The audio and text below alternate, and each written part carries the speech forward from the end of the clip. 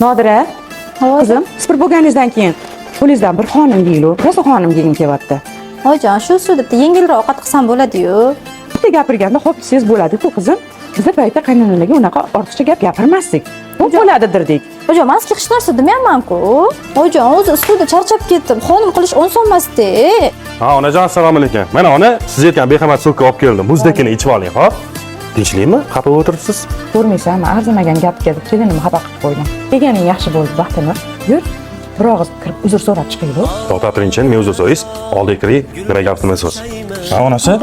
Yaxshi kelib qoldingiz. Oyijon, xonim qildi-dedilar. Isib ketganimga ozgina gap qaytarib yubordim.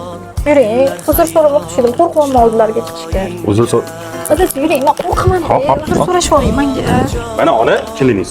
Oyijon, kechiring, sizga gap qaytarib yubordim. Nodira, kunni sig'iga qaramay sizga ham og'ir ish buyurib yubordim. Qizim, meni ham kechiring bolam. Oyijon, qo'rqib turdim. Hozir